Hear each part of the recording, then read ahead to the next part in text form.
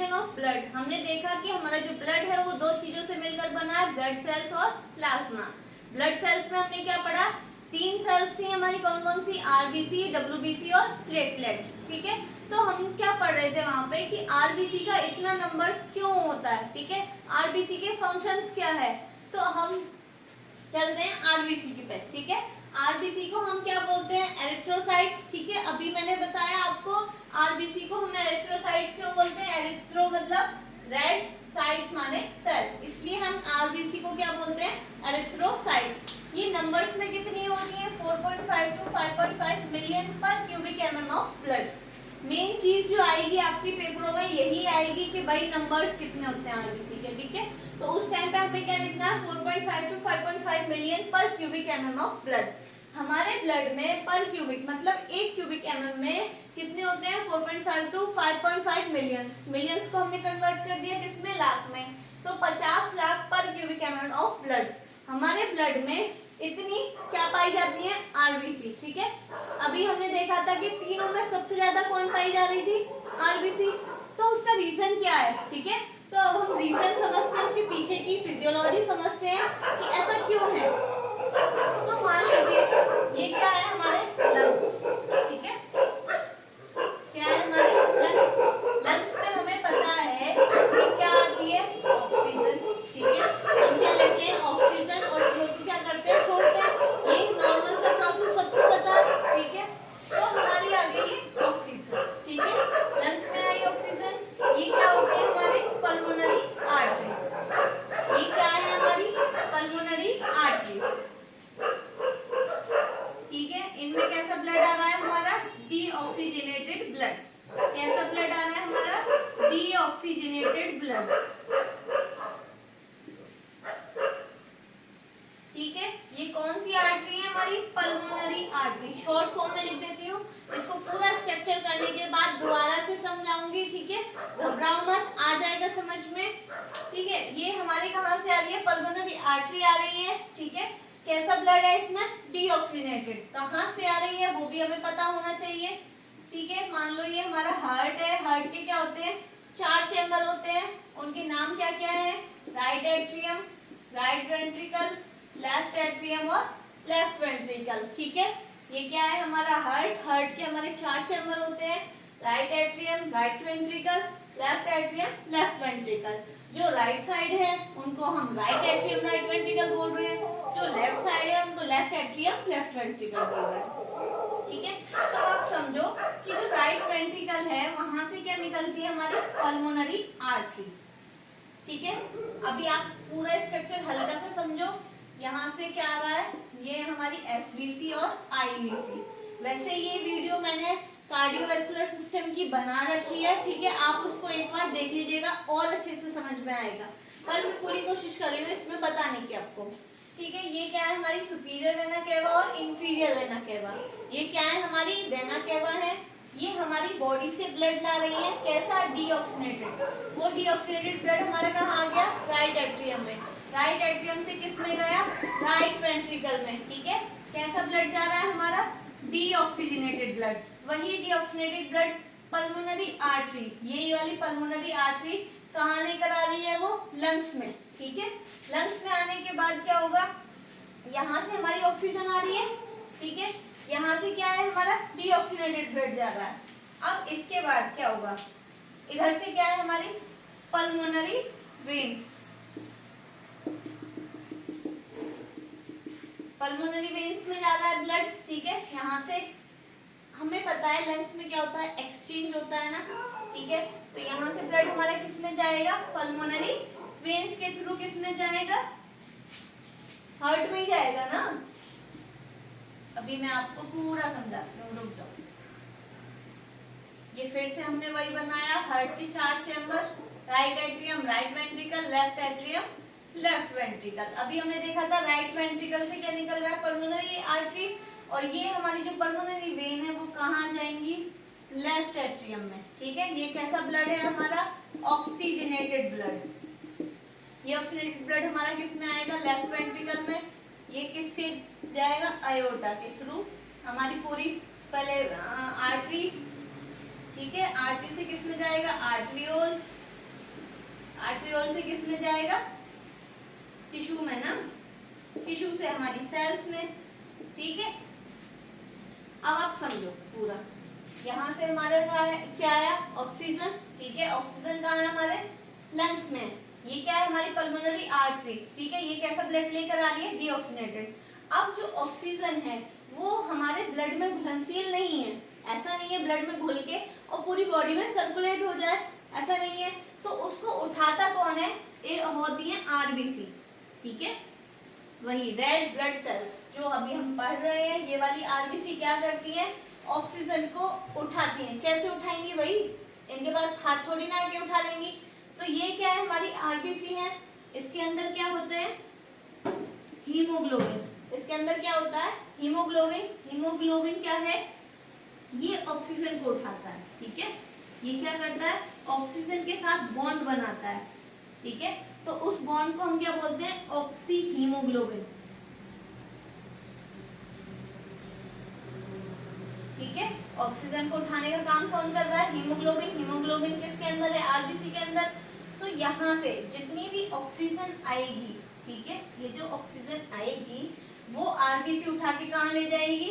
Pulmonary veins में। Pulmonary veins कहाँ ले जाएगी उसको? लेफ्ट एट्रियम में। लेफ्ट एट्रियम से लेफ्ट वेंट्रिकल में। लेफ्ट वेंट्रिकल से किस में जाएगी? आयोटा में। आयोटा से आर्टरी में। आर्टरी से आर्ट्रियोल्स में। आर्ट्रियोल्स के बाद किस में चला जाएगा? टिश्यू में।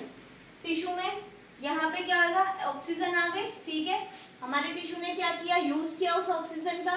ऑक्सीजन को यूज करने के बाद यहाँ पे क्या हुआ? मेटाबॉलिज्म हुआ। मेटाबॉलिज्म होने के बाद क्या निकला?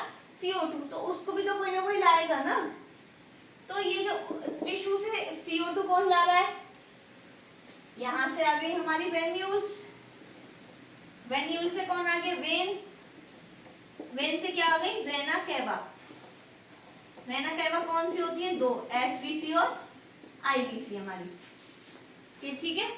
वही प्रोसेस आ गया। ये एसवीसी आईवीसी कहाँ आ जाएंगे? हमारी राइट एट्रियम में। यहाँ से हमारा कैसा ब्लड चल रहा है? CO2 मतलब कार्बन डाइऑक्साइड, ठीक है। कैसा ब्लड चल रहा है? डीऑक्सीजनेटेड। आप समझो, हमारा ऑक्सीजन आया, ठीक है, एक्सचेंज हुआ, लंग्स में एक्सचेंज होता है, हमें पता है। वो एक्सचेंज किसकी वजह से हो रहा है? आरबीसी की वजह से। आरबीसी ही हमारी पूरी बॉडी सेल्स को ऑक्सीजन प्रोवाइड करने का काम करती हैं, ये हमें पता है। लेकिन कैसे करती हैं? ऑक्सी हीमोग्लोबिन बॉन्ड बनाती हैं, फिर ऑक्सीजन को पूरे बॉडी में सर्कुलेट करती हैं। ये हमारी बॉडी है, मान लीजिए यहाँ छोटे से छोटी सेल्स को ऑक्सीजन प्रोवाइड कराती है कौन? आरबीसी, ठीक है। मान लिया यहाँ हमारा, यहाँ पे हमारा ये मान लो उंगली की टिप, यहाँ पे ऑक्सीजन गई हमारी बॉडी से, ठीक है। किसके through? Iota, artery, arterioles, tissue. मान लो ये टिश्यू या सेल्स तक हमारी ऑक्सीजन गई, इसने काम किया, ठीक है, मेटाबॉलिज्म किया, उसके बाद ऑक्सीजन यूज हो गई। ऑक्सीजन यूज होने के बाद क्या बचा? CO2। तो वहां से CO2 किस में आएगी? वेन्यूल्स में। वेन्यूल्स से किस में आएगी? वेन में। वेन से किस में आएगी? वेना केवा में। और फिर क्या इसमें जाएगी? एसबीसी और आईबीसी, सुपीरियर वेना केवा और इंफीरियर वेना केवा। ये सुपीरियर इंफीरियर वेना केवा कहाँ खुलेंगी? हमारी राइट एट्रियम में, ठीक है। राइट एट्रियम में कैसा ब्लड आ गया हमारा? डीऑक्सीनेटेड, ठीक है। डीऑक्सीनेटेड जिसमें कि कार्बन डाइऑक्साइड की मात्रा क्या है? ज्यादा। वही कहाँ आया हमारा? राइट वेंट्रिकल में। राइट वेंट्रिकल से पल्मोनरी आर्टरी के थ्रू कहाँ आ गया? यहाँ। वही सेम चीज, वही आरबीसी क्या करेंगी? ये ही CO2 को लाएंगी, ठीक है। CO2 को लाने का काम भी ये ही करेंगे। क्लियर हुआ? यहाँ से CO2 आया, ठीक है। यहाँ क्या आया? CO2 आ गया, यहाँ CO2 आ गया, ठीक है। CO2 क्या चला जाएगा हमारा? बाहर। और ऑक्सीजन किस में चली जाएगी? ब्लड में मिक्स होके।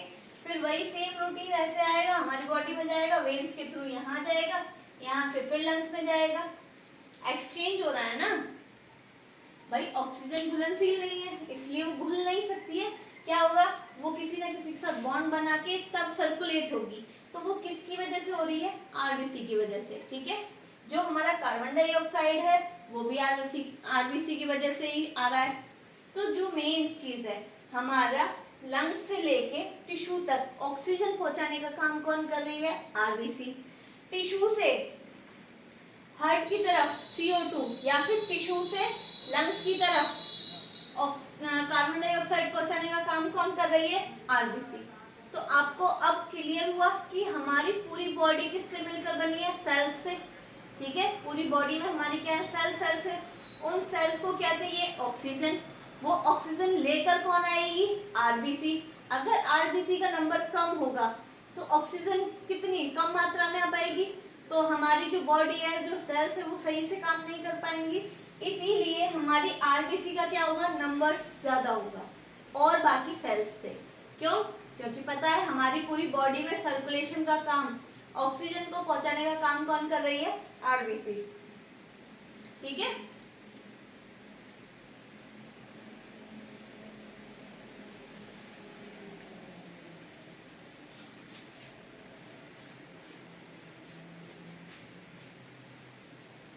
तो क्लियर हुआ या एक बार और समझाऊं? चलो एक बार और समझाती हूँ।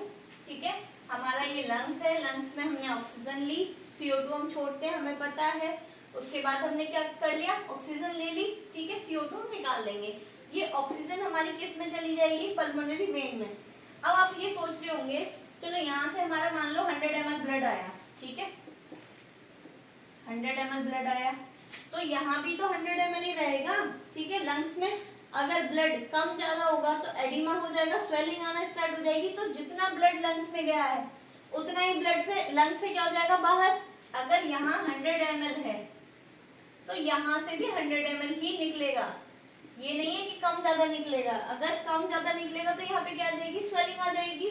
तो बीच में क्या हो रहा है? सिर्फ एक्सचेंज का काम हो रहा है। ठीक है, यहाँ से 100 ml ब्लड गया, कैसा? जिसमें CO2 ज्यादा थी, वो CO2 यहीं रह गई।